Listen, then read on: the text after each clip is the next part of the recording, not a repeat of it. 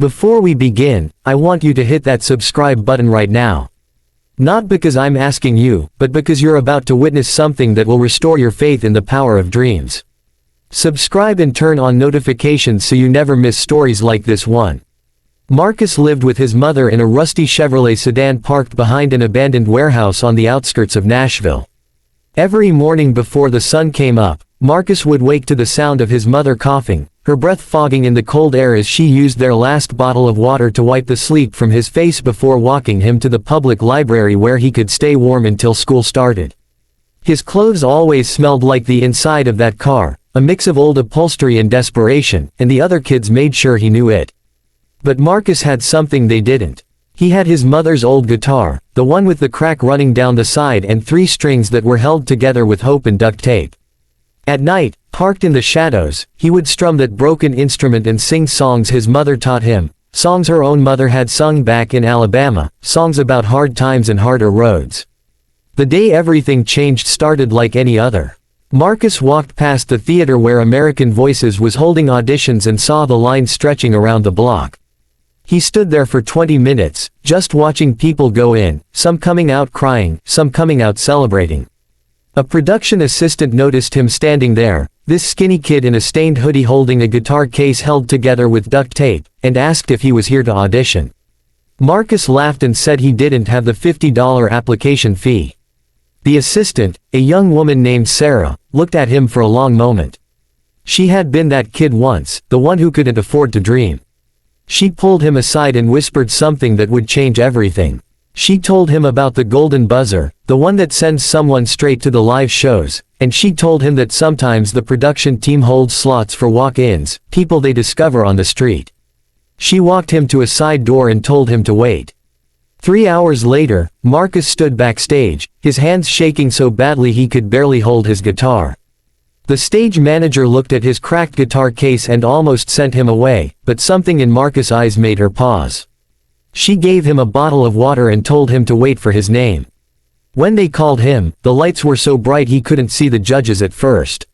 He heard their voices asking his name, where he was from, what he did. He told them he was from Nashville, which wasn't exactly a lie even though he had no permanent address.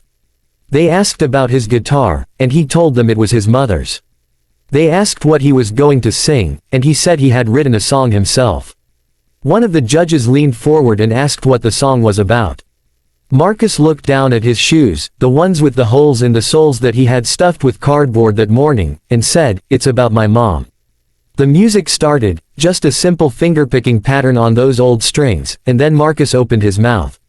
His voice was not just good. It was the kind of voice that makes you stop breathing. He sang about a woman who worked 3 jobs and still came home with a smile.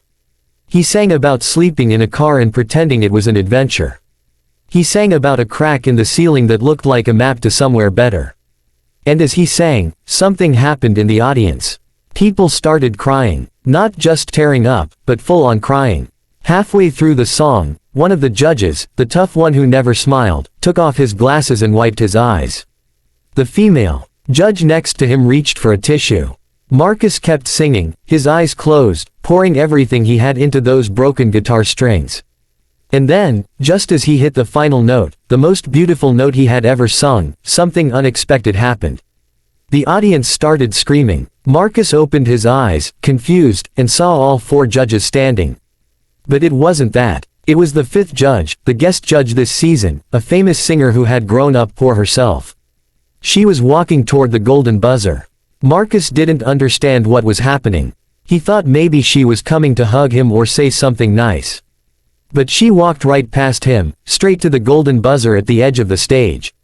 She turned around and looked at him, tears streaming down her face, and she mouthed 2 words, "This is for you." She slammed the buzzer. Golden confetti exploded everywhere. The lights went crazy. The audience lost their minds.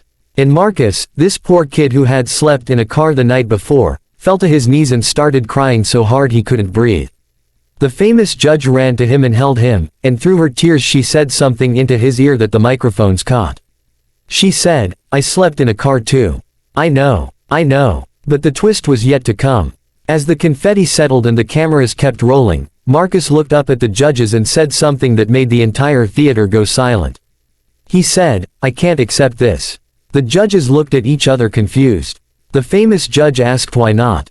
Marcus wiped his face with his sleeve and said, "My mom is outside. She's in the car. She didn't want to come because she was embarrassed. She doesn't know I am in here. She thinks I am at the library." The famous judge looked at the head producer, who was already nodding and pointing toward the door. She grabbed Marcus' hand and said, "Go get her. Bring her here." Marcus ran. He ran through the backstage, through the loading dock, out into the alley, and down the street to the warehouse where the rusty Chevrolet was parked.